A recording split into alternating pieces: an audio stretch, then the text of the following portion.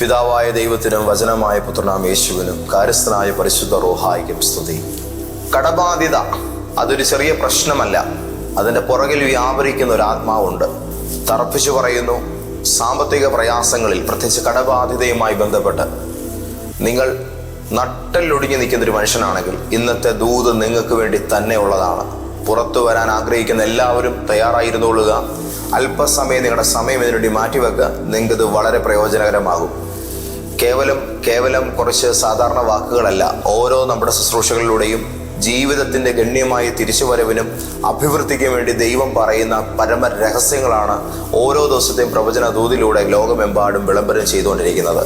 ഇന്ന് പകലും കർത്താവ് നിങ്ങളോട് പറയാൻ പോകുന്ന ഈ വാക്കുകൾ നിങ്ങളുടെ ലൈഫിനെ അടിമുടി രൂപാന്തരപ്പെടുത്തുമെന്ന് ഞാൻ വളരെ ശക്തമായി വിശ്വസിക്കുന്നു. ഞാനത് കാണുന്നു. എല്ലാ പ്രിയപ്പെട്ടവർക്കും രക്ഷകനായ കർത്താവ് യേശു ക്രിസ്തുവിൻ്റെ ഉന്നത നാമത്തിൽ ഇന്നത്തെ പ്രവചന ദൂതിലേക്ക് സ്നേഹവന്ദനം. സ്നേഹം നിറഞ്ഞവരെ, ആദ്യമേ തന്നെ പറയട്ടെ, കടബാധ്യത അതിൻ്റെ പുറകിൽ ഒരാത്മാവിൻ്റെ പ്രവർത്തനമുണ്ട്. ആത്മലോകത്ത് നിങ്ങളെ നശിപ്പിക്കുവാൻ വേണ്ടി രൂപപ്പെട്ടിരിക്കുന്ന പല സാധാന്യമായ അജണ്ടകളുടെയും റിഫ്ലക്ഷനാണ് ഭൗതിക ലോകത്ത് നമ്മൾ ചില പ്രശ്നങ്ങളായിട്ട് നേരിടുന്നത്. അതിൽ ഒരു കുടുംബത്തിൻ്റെ നട്ടലൊടിക്കാൻ ഏറ്റവും ശക്തമായി ദുഷ്ടൻ ഉപയോഗിക്കുന്ന ആയുധങ്ങളിൽ ഒന്നാണിത്.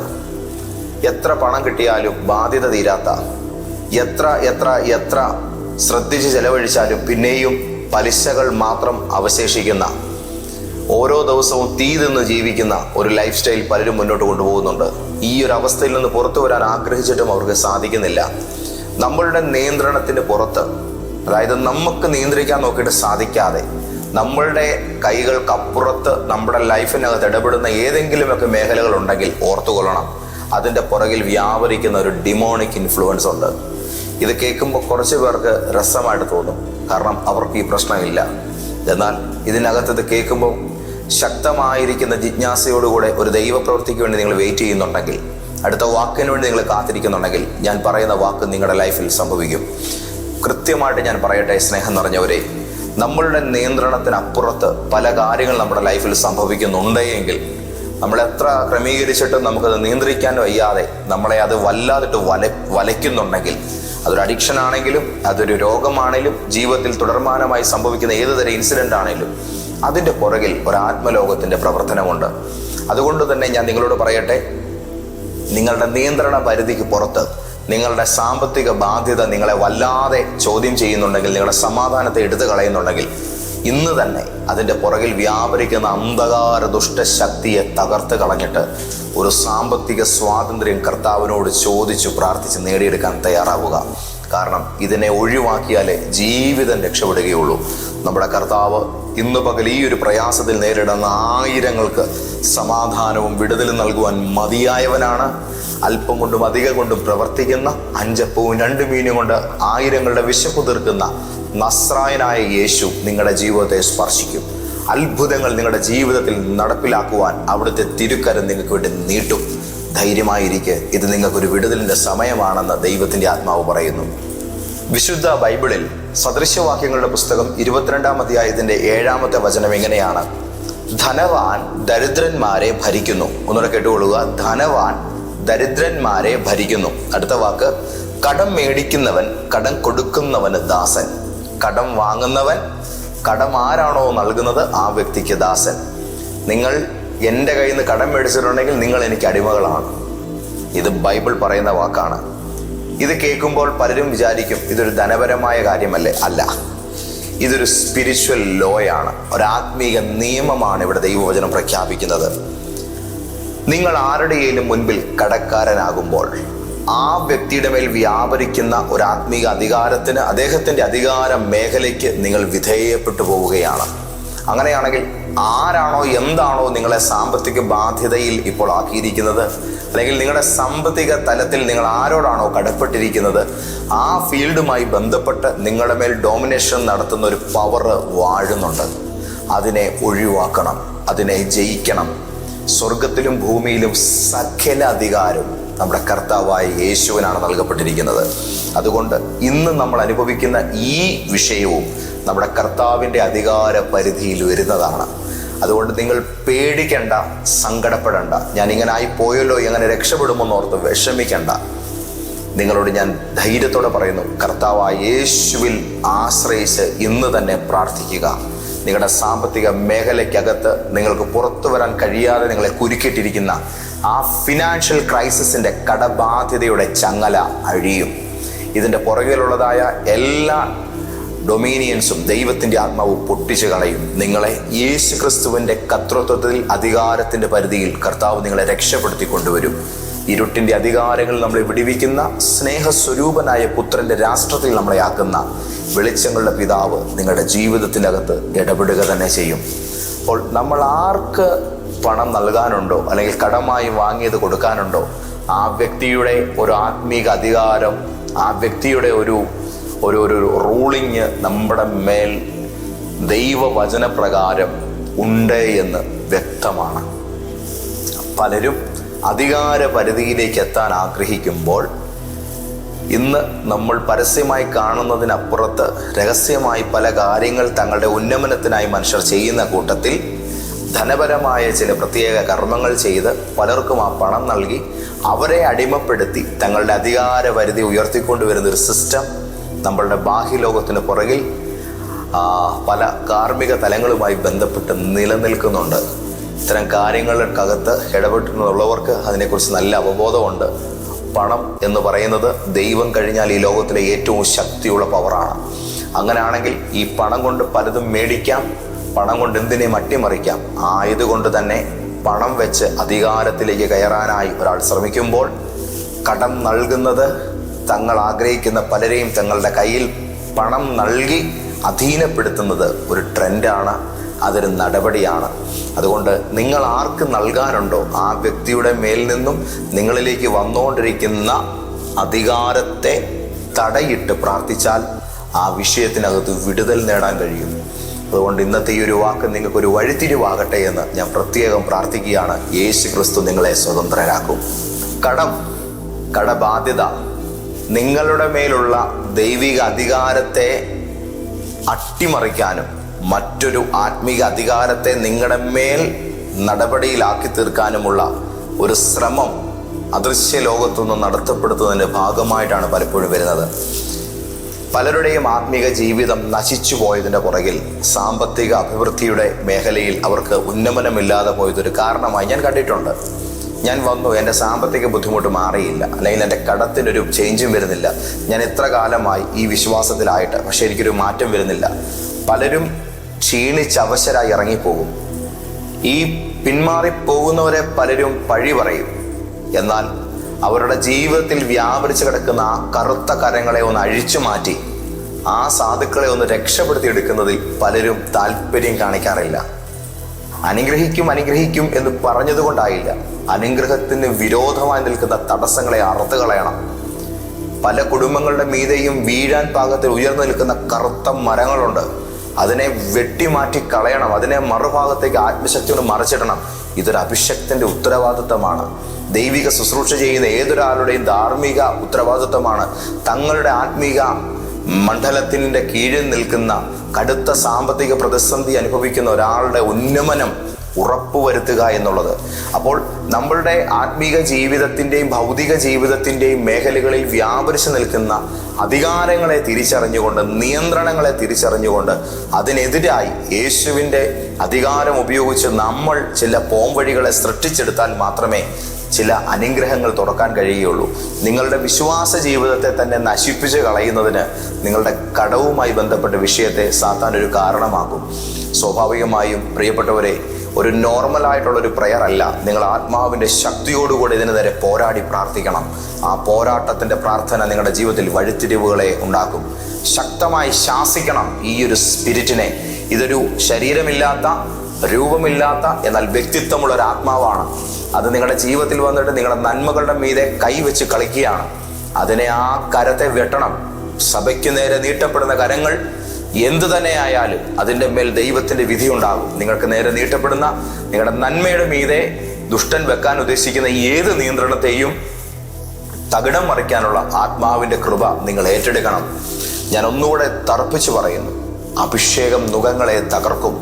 ഈ ദിവസങ്ങളിൽ ഇങ്ങനെയുള്ള വിഷയങ്ങൾ നിമിത്തം ആത്മീക ജീവിതത്തിൽ നിന്ന് ക്ഷീണിച്ചിരിക്കുന്നവരോട് ഞാൻ പ്രത്യേകം പറയുന്നു, തിരിച്ചു വരണം. വലിയ കൃപയിലേക്കാകണം, വലിയ ദൈവശക്തി ഏറ്റെടുക്കണം. ഈ കാര്യങ്ങൾക്ക് കുറുക്കു വഴികളില്ല. ഈ ബാധ്യത തീരണമെങ്കിൽ പൈസ കിട്ടിയാൽ പോരാ. ദൈവത്തിൻ്റെ അനുഗ്രഹത്തിൻ്റെ ശക്തി അത്രമാത്രം കരുത്തോടുകൂടെ തന്നെ ഇറങ്ങണം. നിങ്ങൾക്കറിയാലോ ആ കാര്യം. അങ്ങനെ ആണെങ്കിൽ അത് നമ്മുടെ ലൈഫിൽ ഉണ്ടാകാൻ തക്കവിധമുള്ള ഒരു സ്പിരിച്വൽ എൻവയോൺമെന്റ് നമ്മൾ ക്രിയേറ്റ് ചെയ്യണം. നമ്മൾ തന്നെ ആത്മാവിൽ പ്രാർത്ഥിച്ച് പോരാടി ജയത്തിലേക്ക് കയറണം. അതുകൊണ്ട് ഇതെല്ലാവരുടെയും ജീവിതത്തിൽ ഈ ഒരു ദൈവത്തിലേക്ക് തിരിഞ്ഞുള്ളതായ ഒരു പുതിയ വിശാല വിടുതലിന് വേണ്ടിയുള്ള നടപടിക്രമത്തിലേക്ക് തിരിയാൻ എൻ്റെ വാക്കുകൾ കാരണമാകട്ടെ എന്ന് ഞാൻ പ്രാർത്ഥിക്കുകയാണ്. പലരും ചോദിക്കാറുണ്ട്, പാസ്റ്ററേ, ഞങ്ങൾ ദൈവമക്കളാണ്, പ്രാർത്ഥിക്കുന്നവരാണ്, പിന്നെ എന്തുകൊണ്ടാണ് ഞങ്ങൾക്കിത് വന്നത്? സ്നേഹം നിറഞ്ഞവരെ, നിങ്ങളോട് വളരെ ആത്മാർത്ഥമായിട്ട് ഞാനൊരു കാര്യം പറയട്ടെ. ദൈവം നമ്മളെ ഒരു കാര്യത്തിൽ അനുഗ്രഹിക്കുമ്പോൾ അത് നമ്മുടെ മുതുകത്തൊരു ഭാരം വെച്ച് കെട്ടിയുള്ള ഒരു മേഖലയിലൂടെയല്ല നമ്മളെ അനുഗ്രഹിക്കുന്നത്.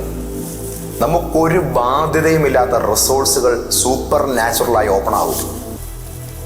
ഞാൻ എൻ്റെ ജീവിതത്തിൻ്റെ ഒത്തിരി മേഖലകളിൽ അത് കാണുന്നൊരു ദൈവദാസനായതുകൊണ്ട് തന്നെയാണ് ഇത് പറയുന്നത്. ഉദാഹരണം, ഒരു വീട് ദൈവം ഒരാൾക്ക് തരികയാണ്. കയ്യിൽ പണമില്ല. ആ വ്യക്തിയുടെ മുൻപിലുള്ള ഓപ്ഷൻ എന്നാണ്? ഏതെങ്കിലും ഒരു ധനകാര്യ സ്ഥാപനത്തിൽ നിന്ന് ആധാര വീട് വെച്ച് വലിയൊരു ബാധ്യത തലയിലാക്കുക. എന്നിട്ട് ആ വീട് പണിത് പൂർത്തിയാക്കിയിട്ട് ശിഷ്ടകാലം മുഴുവൻ തൻ്റെ കുഞ്ഞുങ്ങളെ വിദേശത്താണെങ്കിൽ വിദേശത്ത്, അല്ലെങ്കിൽ തങ്ങൾ ജോലിക്കാരാണെങ്കിൽ ജോലിക്കാരായി ആ ബാങ്കിന് വേണ്ടി പലിശ ഉണ്ടാക്കാനും കൂട്ടുപലിശ ഉണ്ടാക്കാനും മുതൽ മുടക്ക് എങ്ങനെയും അല്പാൽപമായിട്ട് അടയ്ക്കാനും വേണ്ടി ആ ബാങ്കിന് വേണ്ടി ഒരു അടിമയെ പോലെ കിടന്ന് മുഴുവൻ ദിവസങ്ങളും ജോലി ചെയ്യുക. മാസം 35,000, 45,000, 65,000, 75,000, 85,000, 1.25 ലക്ഷം എന്നിങ്ങനെയുള്ള ഒരു വലിയ തിരിച്ചടവ് അങ്ങോട്ട് അടയ്ക്കുക. ഓരോ 28 ദിവസം കൂടുമ്പോൾ അല്ലെങ്കിൽ ഓരോ 30 ദിവസം കൂടുമ്പോൾ ഈ തുക ഇങ്ങ് വരിക മുമ്പോട്ട്. എങ്ങനെ തീർക്കും? അതിനിടയ്ക്ക് ഒരു ദിവസം രോഗിയായി പോയാൽ, ഒരു മാസം സാമ്പത്തികമായിട്ട് എന്തെങ്കിലും ഒരു ഡ്രൈനസ് ഉണ്ടായാൽ ആ ബാധ്യത ഡബിളാകും. ആ ഡബിളായി തീർന്നാൽ നിലവിലുള്ള ഇൻകം കൊണ്ട് അതിനെ ഒരിക്കലും ഓവർകം ചെയ്യാൻ പറ്റത്തില്ല. അന്നേരം അടുത്ത പലിശയ്ക്ക് കിട്ടുന്നിടത്തൊന്ന് മേടിക്കും, അല്ലെങ്കിൽ ഗോൾഡ് കൊണ്ടുപോയി പണയം വെക്കും. ഇങ്ങനെ പണയം വെച്ചും കടമെടുത്തും മേടിച്ചു കഴിയുമ്പോഴേക്കിനും പിറ്റേ മാസം, അതായത് 3-ാമത്തെ മാസം 2 ബാധ്യതകളാണ് കയറുന്നത്. ആ ബാധ്യതകളുടെ മുമ്പിൽ കിടന്ന് ഒഴുകും. ശരിക്കും കിടന്നൊരു കൊടുങ്കാറ്റ് ആ വീട്ടിലടിക്കും. പിന്നെ ഹസ്ബൻഡ് ആൻഡ് വൈഫ് റിലേഷൻഷിപ്പിനകത്ത് പ്രശ്നങ്ങളുണ്ടാകുന്നു, എല്ലാറ്റിനോടും ദേഷ്യമാകുന്നു, പ്രാർത്ഥനയ്ക്ക് താല്പര്യമില്ലാതാകുന്നു, നിങ്ങളാകമാനം പൊളിയും. ഈ രീതിയിൽ നിങ്ങളെ ഇട്ട് തകിടം മറിക്കും. ഇതിൻ്റെ കാരണം അനുഗ്രഹമാണെന്നും പറഞ്ഞ്, ദൈവത്തിൻ്റെ അനുഗ്രഹമാണെന്നും പറഞ്ഞ് നമ്മളൊരു വലിയ വയ്യാവേലിയാണ് പോയി ആശ്രയിച്ചത്. എന്നാൽ ഞാൻ നിങ്ങളോട് പറയട്ടെ, ദൈവം നിങ്ങളെ ബ്ലെസ് ചെയ്യുമ്പോൾ, റിയലി ഞാനിത് പറയുന്നതൊന്നും മനസ്സിലാക്കൂ, ദൈവം നിങ്ങളെ വാസ്തവമായും അനുഗ്രഹിക്കുമ്പോൾ ആ അനുഗ്രഹം തുറക്കപ്പെടുന്നതിൻ്റെ ഭാഗമായി നിങ്ങൾക്കൊരിക്കലും തലവേദനയില്ലാത്ത ഉറവിടങ്ങൾ ദൈവം തുറന്നു തരും. ഒരിക്കലും നിങ്ങൾക്ക് ബാധ്യതയില്ലാത്ത വിധം ദൈവം നിങ്ങളെ മാനിക്കും. ഇനിയും അപ്പോൾ ചോദിക്കാം, പാസ്റ്റർ, അപ്പോൾ ലോണോ മറ്റോ കാര്യങ്ങളോ ഇല്ല. അങ്ങനെ ചില അവസരങ്ങളിൽ വന്നെന്ന് പറഞ്ഞാലും സുഗമമായിട്ട് ഒരു ടെൻഷനും ഇല്ലാതെ, അത് നിങ്ങൾ പോലും അറിയാതെ അടഞ്ഞു പോകുന്ന ഒരു ഫിനാൻഷ്യൽ സ്റ്റാറ്റസിലേക്ക് അതിന് മുന്നവേ ദൈവം നിങ്ങളുടെ അക്കൗണ്ടുകളെ ഉയർത്തിയിട്ടുണ്ടാകും. അതില്ല എങ്കിൽ ധനകാര്യ സ്ഥാപനങ്ങളിൽ പോയി ഇപ്പൊ കിട്ടുമെന്ന് പറഞ്ഞ് നൽകാനായിട്ട് അവരിരിക്കുന്ന ലോണുകൾ മേടിച്ചു കൂട്ടിയിട്ട് ദൈവം എന്നെ അനുഗ്രഹിച്ചു എന്ന് ഒരിക്കലും പറയരുതേ. അത് മണ്ടത്തരമാണ്. നിങ്ങൾ ഏർപ്പെട്ടിരിക്കുന്ന ഒരു ഡ്യൂപ്ലിക്കേറ്റ് അനുഗ്രഹത്തിലാണ്. റിയലി ദൈവം തുറക്കുന്ന ബ്ലെസ്സിങ്ങുകൾ ബേഡനില്ലാത്തതാണ്, ഭാരമില്ലാത്തതാണ്. യേശു തരുന്ന മുഖം മൃദുവാണ്, അവിടുത്തെ ഭാരം ലഘുവാണ്. നമുക്ക് ആശ്വാസത്തിന് അതീതമായതൊന്നും കർത്താവ് തരത്തില്ല. നമ്മുടെ മനസ്സമാധാനം കളയുന്ന ഒരനുഗ്രഹവും ദൈവം നമ്മുടെ ജീവിതത്തിൽ പ്രൊവൈഡ് ചെയ്യുകയില്ല. അതുകൊണ്ട് നമ്മുടെ അത്യാർത്തിയും നമ്മുടെ അത്യാവശ്യവും നിമിത്തം ആ ഒരു ദൈവപ്രവൃത്തിയുടെ സമയം അടുത്തു വരുന്നതിലേക്ക് വെയിറ്റ് ചെയ്യുന്നതിന് മുന്നവേ ഈ കടക്കണികളിലേക്ക് എടുത്തു ചാടിയിട്ട് പെട്ടെന്ന് ഏതാണ്ടൊക്കെ വലിച്ചു കയറ്റി ഒരുക്കി വെച്ചിട്ട് ഇത് ദൈവം തന്നു എന്ന് മാത്രം ഘോഷിക്കല്ലേ. അങ്ങനല്ല അതിൻ്റെ കാര്യം. റിയലി നിങ്ങളുടെ അനുഗ്രഹങ്ങൾ എത്തുമ്പോൾ അത് നിങ്ങൾക്കൊട്ടും ഭാരമില്ലാത്തൊരു ജീവിതം മുന്നോട്ട് കൊണ്ടുപോകുന്ന നിലയിലുള്ള ശാന്തസുന്ദരമായൊരു ലിവിങ് അറ്റ്മോസ്ഫിയറും കൂടെ ദൈവം അതിൽ പ്രൊവൈഡ് ചെയ്യും. വീട് പണിതു കയറി മുടിയാൻ തുടങ്ങി എന്ന് പറയുന്നതല്ല, പണിതു കയറി അനുഗ്രഹിക്കപ്പെടാൻ തുടങ്ങി. ഈ വ്യത്യാസം കാണാം. ദൈവത്താൽ സ്ഥാപിക്കപ്പെട്ടതാണോ ഐശ്വര്യവും സമ്പത്തും ആ വീട്ടിലുണ്ടാവും. ഒരുപക്ഷെ ഇന്നിത് കേൾക്കുമ്പോൾ ഒത്തിരി പേർക്ക് സങ്കടം തോന്നുന്നുണ്ട്. പാസ്റ്ററേ, ഞങ്ങളുടെ കാര്യമാണ് ഈ പറയുന്നത്, ഞങ്ങളുടെ അവസ്ഥയാണ് ഇപ്പോൾ അങ്ങ് ഈ പറയുന്നത്. പേടിക്കണ്ട, നിങ്ങളുടെ അബദ്ധങ്ങളെ അത്ഭുതമാക്കാൻ യേശു മതിയായവനാണ്. ഇപ്പോഴത്തെ ഈ ഒരു വലിയ കെടുതിയെ ദൂരീകരിക്കുന്ന അത്ഭുതകരമായൊരു അനുഗ്രഹം നിങ്ങൾക്ക് വേണ്ടി കർത്താവ് തുറക്കും. നിന്റെ നഷ്ടപ്പെടാൻ തുടങ്ങുന്ന ഈ പ്രയാസത്തിന് ദൈവം പരിഹാരമൊരുക്കും. എത്രയോ പ്രിയപ്പെട്ടവരുടെ ജപ്തിയാണ് പ്രാർത്ഥനയിലൂടെ മാറിപ്പോയെന്നറിയാവൂ. നിങ്ങൾ ഒരു 4 ആഴ്ചയിലെ മീറ്റിങ്ങിൽ ഒരു ദിവസം കോട്ടയത്ത് വന്ന് അറ്റൻഡ് ചെയ്താൽ നിങ്ങൾക്ക് മനസ്സിലാവും. കുറേ മനുഷ്യരുണ്ട് ഈ മേഖലയിൽ സാക്ഷ്യം പറയാൻ വേണ്ടി തന്നെ. ജപ്തി കടലാസുകളുകൊണ്ട് പ്രാർത്ഥിക്കാൻ പറ്റുന്നവരുണ്ട്, ബാങ്കിൽ നിന്ന് വരുന്ന പേപ്പറുകളുമായിട്ട്. എന്നാൽ ആ തിരിച്ചടവുകൾ ദൈവത്തിൻ്റെ ഇടപെടൽ നിമിത്തം പല വഴികളിൽ എങ്ങനെയൊക്കെയോ അത് ഭംഗിയായി നടന്നു പോയതിൻ്റെ ടെസ്റ്റിമണിയുമായിട്ട് പിന്നീട് അവർ തിരിച്ചു വരാറുണ്ട്. വിഷമിക്കല്ലേ, ജീവിതത്തിൽ തെറ്റായ തീരുമാനങ്ങൾ ഒന്നും എടുക്കരുതേ. നിന്റെ ബാധ്യത അത് ദൈവം തീർക്കാൻ മതിയായവനാണ്. ദൈവം നിനക്ക് തലവേദനയില്ലാത്ത മാർഗങ്ങൾ തുറന്നു തരും. വ്യക്തമായിരിക്കുന്ന ഐഡിയാസ് ദൈവം തുറന്നു തരും. സോഴ്സുകളെ തമ്പുരാനാണ് നമുക്ക് വേണ്ടി ഡിസൈൻ ചെയ്യുന്നത്, അത് വരും. അതുകൊണ്ട് നമ്മുടെ ലൈഫിനകത്ത് നമ്മൾ ദൈവത്തിൻ്റെ അനുഗ്രഹം തുറക്കപ്പെടുന്നതിന് മുന്നവേ, അതായത് സ്വർഗത്തിലെ തമ്പുരാൻ്റെ കൂടെ മോശ പർവ്വതമുകളിൽ ഇരിക്കുമ്പോൾ സ്വർണം പൂശുന്ന ആലയത്തിൻ്റെ രഹസ്യം മോശ ദൈവത്തിൽ നിന്ന് പ്രാപിക്കുമ്പോൾ താഴെ മനുഷ്യരുടെ എല്ലാം പൊന്നും സാധനവും എല്ലാം കളക്ട് ചെയ്തിട്ട് അഹരോൻ ഒരു കാളക്കുട്ടി ഉണ്ടാക്കിയില്ലേ. അതായത് ദൈവാലയത്തിൽ പൊന്നുകൊണ്ടുള്ള ഉപകരണങ്ങൾ മെനയപ്പെടുന്നതിന് മുൻപ് താഴ്വരയിൽ ഒരു വ്യാജ സാധനത്തെ ഫോം ചെയ്യുന്നത് നമുക്ക് ദൈവവചനത്തിൽ കാണാൻ പറ്റുന്നൊരു കാര്യമാണ്. ദൈവം നിന്നെ ബ്ലസ് ചെയ്യുന്ന സമയം എത്തുന്നതിന് തൊട്ട് മുൻപ് വ്യക്തമായൊരു പരീക്ഷണത്തിലൂടെ നീ കടന്നു പോകും. അതിലകപ്പെടാതിരിക്കണമെങ്കിൽ പ്രാർത്ഥിക്കണം. ഞങ്ങളെ പരീക്ഷകളിൽ അകപ്പെടുത്തരുതേ. കർത്തൃ പ്രാർത്ഥന എന്നും പ്രാർത്ഥിക്കണം. ദുഷ്ടൻ്റെ കയ്യിൽ നിന്ന് ഞങ്ങളെ വിടുവിക്കണമേ. ഞാനതെന്നും പ്രാർത്ഥിക്കുന്ന ദൈവദാസനാണ്. അതുകൊണ്ട് തന്നെ വ്യക്തമായിട്ട് ഞാൻ പറയാം, ഈ പ്രാർത്ഥനയ്ക്കകത്തെ 2 പോയിന്റുകൾ ഭയങ്കര പവർഫുള്ളാണ്. അത് ദുഷ്ടൻ്റെ കയ്യിൽ നിന്ന് നമ്മളെ രക്ഷിക്കുന്നതാണ്, പരീക്ഷകളിൽ നിന്ന് നമ്മളെ വിടുവിക്കുവാനുള്ള ദൈവത്തോടുള്ള അപേക്ഷയാണ്. ഇത് രണ്ടും നടക്കും. അപ്പോൾ നല്ലത് വരുന്നതിന് മുമ്പ് ഡ്യൂപ്ലിക്കേറ്റുമായിട്ട് പിശാച് കയറി വരുന്നൊരു പരിപാടിയുണ്ട്. ദയവ് ചെയ്ത് ആ കെണിയിൽ, ആ തന്ത്രത്തിൽ വീഴരുത്. വീണാൽ സ്വസ്ഥതയ്ക്ക് പകരം ബാധ്യതയായിരിക്കും തലയിൽ കയറി വരുന്നത്. ദൈവം നിങ്ങളെ അനുഗ്രഹിക്കുമ്പോൾ, ദൈവത്താൽ സ്ഥാപിതമാകുന്ന അനുഗ്രഹങ്ങൾ എത്തുമ്പോൾ ഭാരരഹിതമായിരിക്കും അതിൻ്റെ രീതി, സ്വഭാവം. ഈ കാര്യം മനസ്സിലാക്കുക. കടത്തിൻ്റെ ആത്മാവ് ജീവിതത്തിൽ പ്രവർത്തിക്കുമ്പോൾ അതിൽ ചില ലക്ഷണങ്ങളുണ്ടാകും. ഒന്നാമത്തെ ലക്ഷണം, എത്ര കിട്ടിയാലും തികയില്ല എന്നുള്ളതാണ്. ജോലിയുണ്ടോ? ഹസ്ബൻഡിന്, വൈഫിന്, മക്കൾ 2 പേര്, ഇവർക്കെല്ലാം ജോലിയുണ്ട്. 2 പേര് 2 രാജ്യത്താണെങ്കിൽ പോലും ഒന്നും തികയുന്നില്ല. ദൈവവൈതലേ, നിന്റെ വീടിനകത്ത് ഈ സ്പിരിറ്റ് വാഴുന്നത് കൊണ്ടാണ് നടക്കുന്നത്. അന്യായമായ ചെലവുകൾ തുടർമാനമായി വർദ്ധിക്കുകയാണ്. വണ്ടിക്കെന്നും പണിയാണ്, ജോലിസ്ഥലത്തെന്നും പ്രശ്നങ്ങളാണ്, എന്നും ആരോഗ്യ പ്രയാസങ്ങളാണ്. ഒരു കാലൊടിഞ്ഞ് നേരെയായി കഴിയുമ്പോഴേക്കിനും അടുത്ത കൈക്ക് ഒടിവ് വരും. അത് മാറുമ്പോഴേക്കിനും എവിടെയെങ്കിലും ആരോ തള്ളിയിട്ട പോലെ വീഴും. അത് കഴിയുമ്പോഴേക്കിനും തലയ്ക്കകത്തൊരു ഭയങ്കര ബുദ്ധിമുട്ട്, തലവേദന. പിന്നെ ചെന്ന് MRI എടുത്തു. കുറേ 1-2-1.5 ആഴ്ച അതിൻ്റെ പുറകെ നടന്നു. ഏറ്റവും ലാസ്റ്റ് റിസൾട്ട് കുഴപ്പമൊന്നുമില്ല. അതിൽ ചെറിയൊരു തലവേദനയായിരുന്നു, ഒരു മൈഗ്രെയിൻ ആയിരുന്നു, അതങ്ങ് പോയി. ചോദിച്ചോട്ടെ, ഇത്രയും ദിവസങ്ങൾ നിന്റെ ലൈഫിനകത്ത് നിനക്ക് ടെൻഷനും തന്ന്, ഇല്ലാത്ത രോഗങ്ങളുണ്ടെന്ന് സംശയിപ്പിച്ച്, അതിൻ്റെ പേര് കുറേ മരുന്നും തീറ്റിച്ച്, കുറേ ടെസ്റ്റിന് പൈസയും ചിലവാ. ഇതൊക്കെ ചൂഷണങ്ങളല്ലേ? ഒന്ന് ഓർത്ത് നോക്കിക്കേ. ഇതെല്ലാം കഴിഞ്ഞ് വീട്ടിൽ വരുമ്പോൾ ഏതെങ്കിലും ഒരു സാധനം കേടാകും. എൻ്റെ പൊന്നു പ്രിയപ്പെട്ടവരെ, ഇത് ഭയങ്കരം ഒരു അന്യായമായ പരിപാടിയാണ് നടക്കുന്നത്. നിങ്ങൾ ഇനിയെങ്കിലും മനസ്സിലാക്കണം, ഇതിൻ്റെ പുറകിൽ വ്യാപരിക്കുന്ന ഒരു അഴുക്കാത്മാവുണ്ട്. അവനെ പൂട്ടാതെ നിങ്ങളുടെ വീട് രക്ഷപ്പെടുകയല്ല. അതിന് നല്ല അഭിഷേകമുള്ള ദേവദാസന്മാരുടെ ഒക്കെ ചെല്ലണം, പ്രാർത്ഥനാ വരമുള്ളവരുടെ ഒക്കെ ചെല്ലണം, കൂടി ഇരുന്ന് പ്രാർത്ഥിക്കണം. ഇതൊക്കെ കേൾക്കുമ്പോൾ പലരും പല രീതിയിലൊക്കെ വ്യാഖ്യാനിക്കും. എങ്ങനെ വ്യാഖ്യാനിച്ചാൽ എനിക്ക് കുഴപ്പമില്ല. നിങ്ങളുടെ അവസ്ഥ ഇതാണെങ്കിൽ നിങ്ങൾക്ക് വിശ്വസനീയമായൊരു സ്രോതസ്സിൽ നിങ്ങൾ ദൈവസന്നിധിയിലേക്ക് കയറി ചെല്ലാൻ, നിങ്ങളോട് കൂടെ ആത്മാവിൽ പോരാടി പ്രാർത്ഥിക്കുന്നവരോടൊപ്പം ഇങ്ങനത്തെ വിഷയങ്ങളിൽ ജാഗ്രതയോടെ പ്രാർത്ഥിച്ച് ജയം കരസ്ഥമാകാൻ നിങ്ങൾ തയ്യാറാകണം. അടുത്ത കാര്യം എന്ന് പറഞ്ഞത്, കടം തീർന്നാലും മറ്റൊരു രൂപത്തിൽ പല പ്രശ്നങ്ങൾ തിരിച്ചു വരുന്നത്, അതായത് കുടുംബത്തിലും ബന്ധത്തിലും ആരോഗ്യ ചെലവുകളായിട്ടും ഇങ്ങനെയൊക്കെ കയറി വരുന്നത് സത്യത്തിൽ ഈ ദാരിദ്ര്യത്തിൻ്റെ ആത്മാവ് നിങ്ങളുടെ മേൽ വരുന്നു എന്നുള്ളതിൻ്റെ ഒരു തെളിവാണ്. അത് വാഴുന്നതിൻ്റെ തെളിവാണ്. പിന്നെ വേറൊരു കാര്യം എന്ന് പറയുന്നത്, ഈ ഫിനാൻഷ്യൽ ഡിമോണിക് സൈക്കിൾ ഒന്നിൻ്റെ രൂപം മാറി മറ്റൊന്നായിട്ട് ഫോം ചെയ്യപ്പെടുന്നത്. ഈ ആത്മാവ് വന്നാൽ ഇത് ഈ ദാരിദ്ര്യത്തെയും ഭയത്തെയും സമന്വയിപ്പിച്ചാണ് പ്രവർത്തിക്കുന്നത്. നമ്മളെ പേടിപ്പിക്കും. മനസ്സിലാകുന്നുണ്ടോ?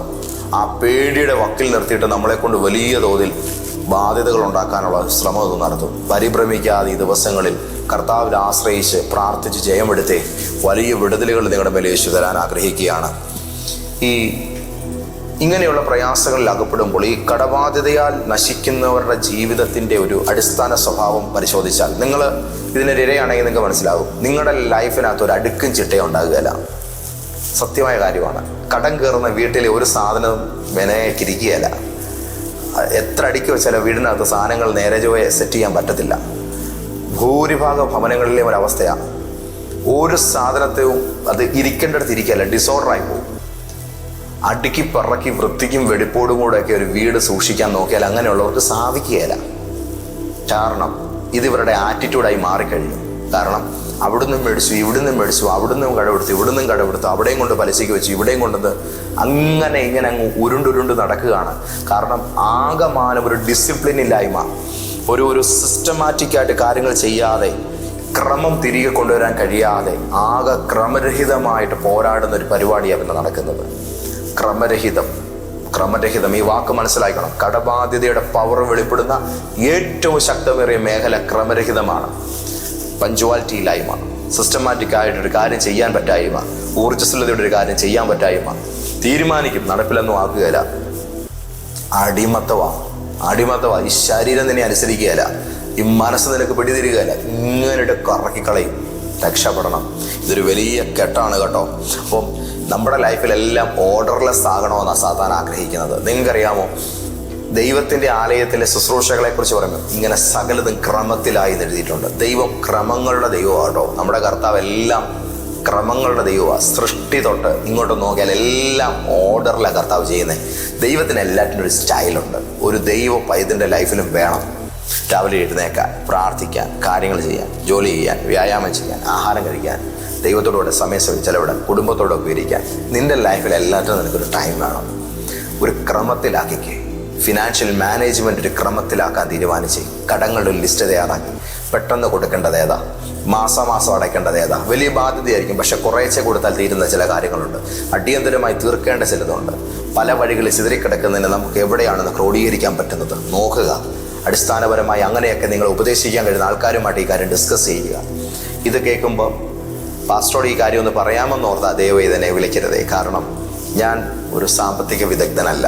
ഞാൻ അത്തരം കാര്യങ്ങളിൽ ആൾക്കാർക്ക് ഉപദേശം നൽകുന്ന ആളുമല്ല. അതിന് നിങ്ങൾ മറ്റ് ധനകാര്യ സ്രോതസ്സുകൾ, ഞാൻ ആത്മീക മേഖല മാത്രം കൈകാര്യം ചെയ്യുന്ന ദേവദാസനാണ്.